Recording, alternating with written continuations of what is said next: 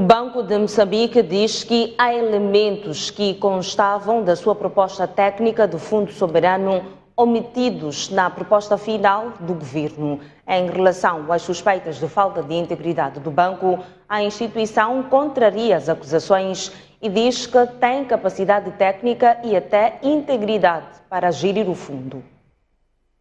Depois de o governo ter sido ouvido pelo Parlamento há uma semana sobre o Fundo Soberano, nesta segunda-feira foi a vez do Banco Central prestar esclarecimentos aos deputados. Na sessão, deputados do MDM contestaram a ausência do governador do Banco Central, que mandatou um administrador para o representar. Devíamos cancelar esta audição e, eventualmente, proceder com aquilo que o regimento diz, porque na ausência injustificada, porque não fomos informados com alguma antecedência do Sr. Governador, e há, obviamente, passos a seguir à luz do regimento da Assembleia da República. Não faz sentido nenhum que este órgão de soberania seja subalternizado e desrespeitado pelo Sr. Governador do Banco Central. Por isso, abandonaram a sala. Mesmo assim, a sessão teve lugar com apenas deputados da Frelimo e da Renamo. Nós entendemos que o Banco de Moçambique começou por esclarecer que sua proposta inicial de fundo soberano não coincide taxativamente com a que o governo submeteu ao Parlamento.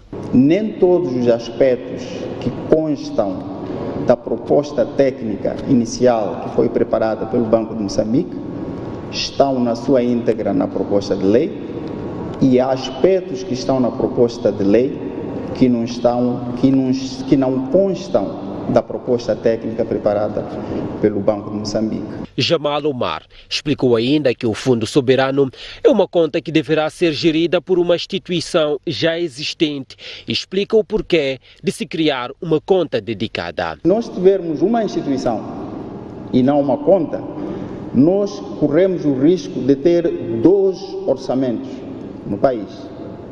Um orçamento que é gerido pelo governo no dia a dia, com todas as despesas que são feitas no orçamento, e outro orçamento gerido por uma instituição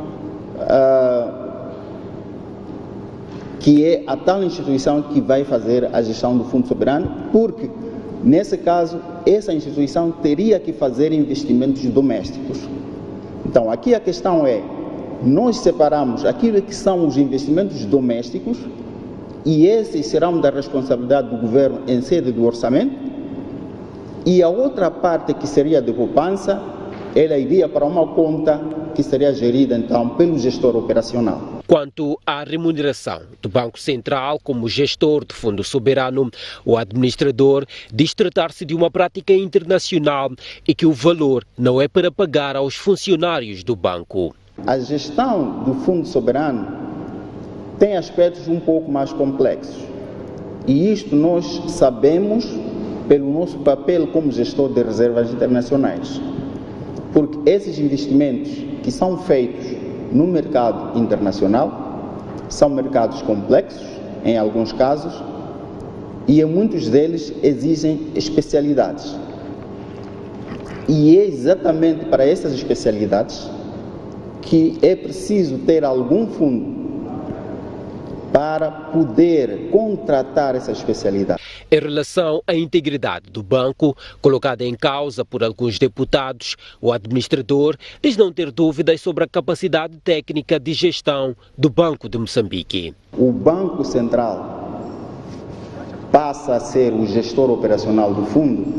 Nós achamos que o Banco de Moçambique tem capacidade técnica, tem credibilidade, tem transparência suficientes para poder cumprir esta missão com sucesso.